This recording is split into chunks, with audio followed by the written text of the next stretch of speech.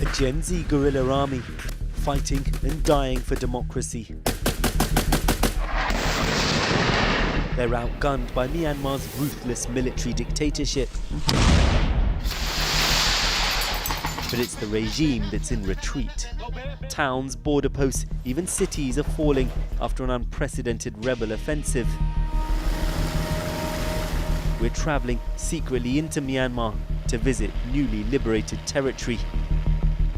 Meeting young rebels building their own weapons in jungle camps. Just as Myanmar's brutal army tries to regain its lost ground. Oh shit! A rare glimpse of a deadly conflict ignored by most of the world.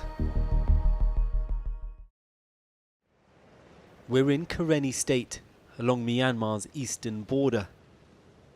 90% of it is now held by the resistance.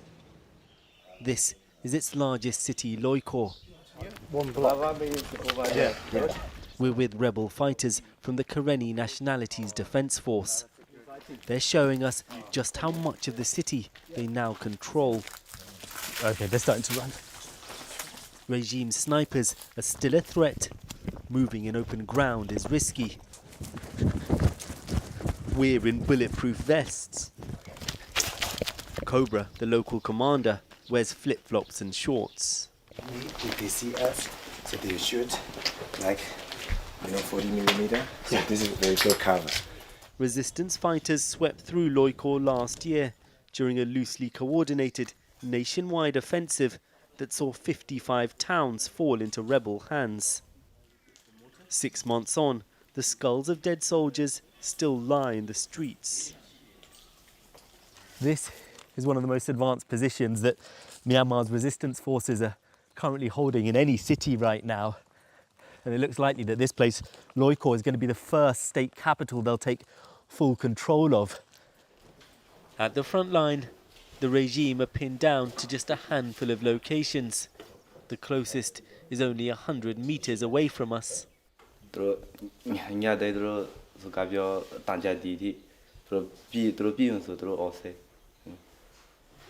now in Loikor, it's a tense stalemate.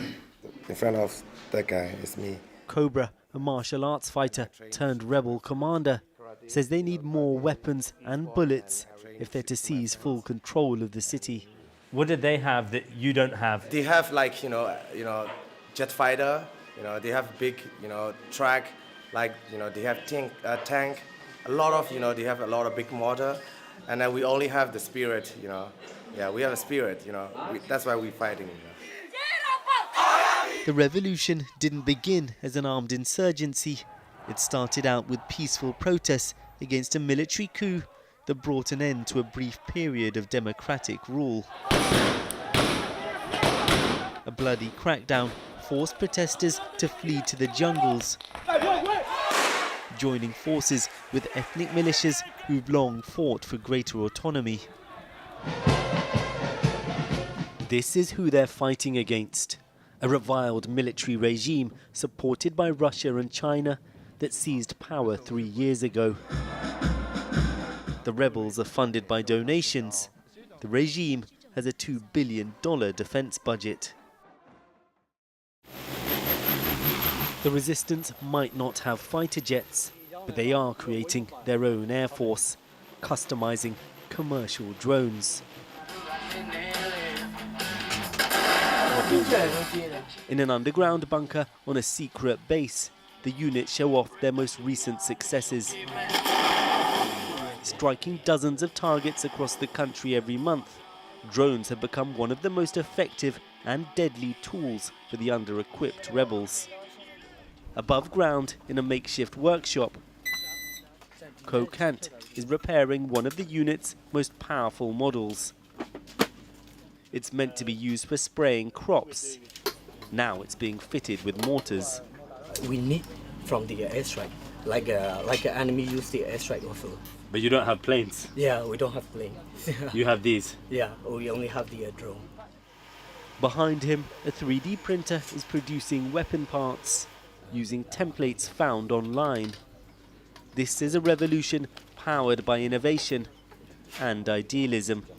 Ko Kant used to work in digital marketing in Yangon before joining peaceful protests. We just request to them, give back our life, give back our future. But they didn't listen. They want everything in Myanmar, you know. That is not fair because we don't want it. We don't want it. We want the freedom. Suddenly, the sound of explosions send us running for cover. Artillery shells land close by. How close was that, do you think? Not really too far. Once the threat is cleared, the drone unit begin preparing for their next mission by test flying their newly repaired drone. They're hoping to strike the military's remaining strongholds in Loikor. So far, a jamming system has prevented them operating inside the city. But the commander tells me they think they've just discovered a way past it. What's your mission going to be? It's going to be the drone strike to the largest command center in the Ukrainian state. So we have very narrow chance to do it right now, and we have to, give everything we have to make it successful. Before they leave, Ko Kant shows us his tattoos. Revolution is literally carved across his hands. His body, a tribute to his struggle for freedom. A peaceful future he's willing to kill and die for. The unit are heading out to Loikor. It will be one of their most daring operations ever. For now, Myanmar's army still controls the skies, carrying out thousands of strikes. And it's often ordinary civilians who they target. With the military largely pinned back to their bases, they've been lashing out at areas they can't control with airstrikes. This was one on a school that was packed with children at the time. You can still see their drawings up on the wall there, their textbooks scattered across the floor. Teachers and pupils had dug a trench here, knowing the regime has a history of striking schools and hospitals. But it wasn't enough. 4 children were killed.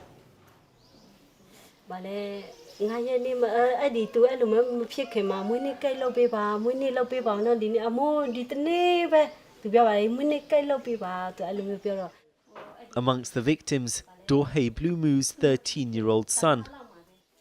His younger siblings survived, but are too afraid to go back to school.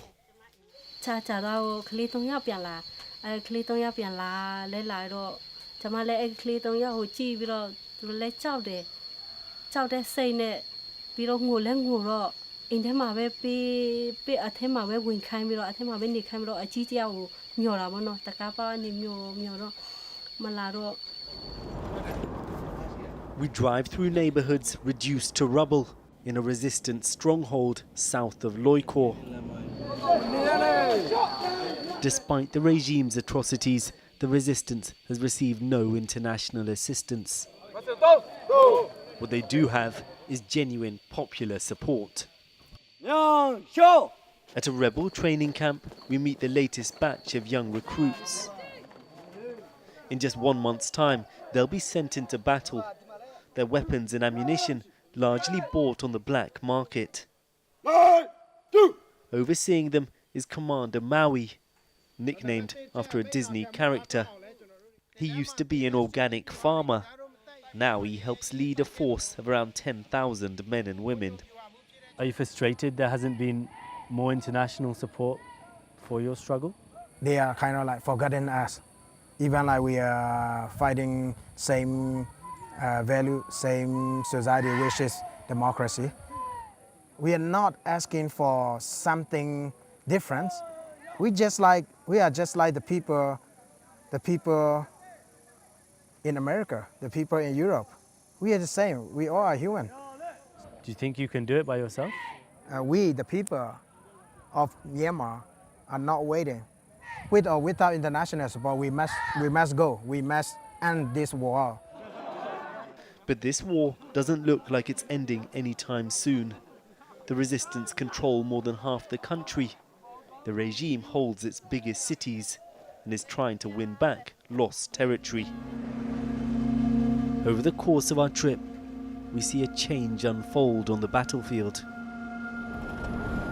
We're on our way to Loikor again. In just the week that we've been here, there's been a shift in dynamics, and around 600 soldiers from the military, accompanied by tanks, trying to break through resistance positions to the north of the city and make their way into it. At the rebel base, we find the drone unit. Hi, how you doing? They've just retreated here after being redeployed to try hold back the regime's advance on Loikor. These 2 days have been very rough, and we've been covering 2 front lines. Kant, the commander, shows me videos of what happened. After repeatedly striking the military, the regime's own drone unit begins hunting them. The rebels are chased by 3 different drones. Explosions ring out. Oh shit! They hide beneath trees.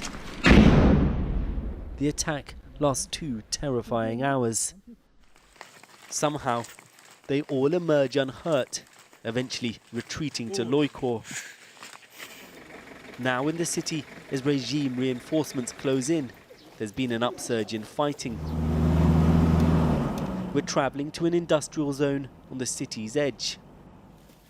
A counter-offensive looks imminent, and the regime troops stationed here are already growing bolder. The resistance fighters, though, remain defiant.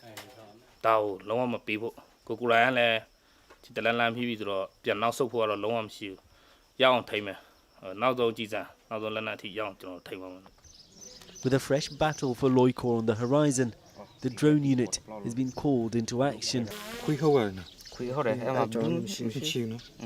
They identify troop movements. It's a large military outpost, maybe 80 soldiers inside. So they decide to launch an attack. They're going to use the drone they tested a few days ago, and one of their largest bombs. With the regime now on the front foot, this would be a significant success for the rebels. The unit has never managed to get past the army's jammers in Loikor before. Kant, the commander, watches on from a smaller scouting drone. The attack drone seems to be flying steadily, but then something goes wrong. Huh?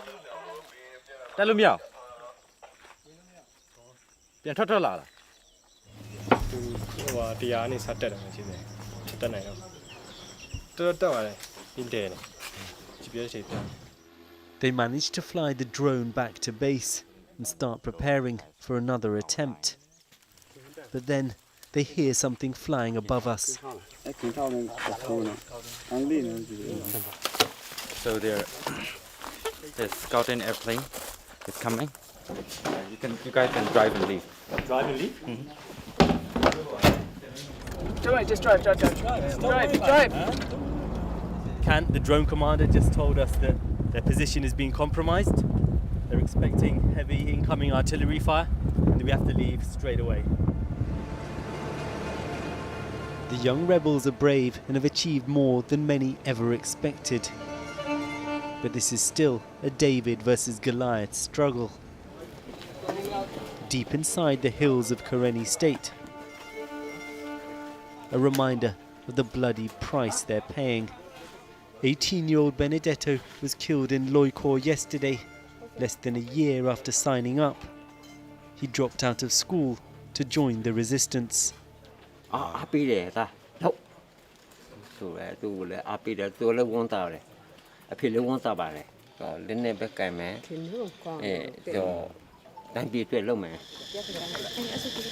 local boy from a humble farming family.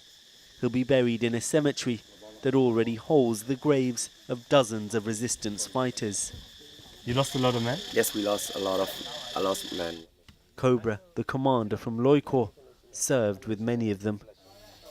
When you see all the sacrifices so many young people are making, does it make you think perhaps we should stop fighting? We should not stop because of, you will see, all of these guys give their life. We are fighting for our future, fighting for our young age, We will keep going for sure.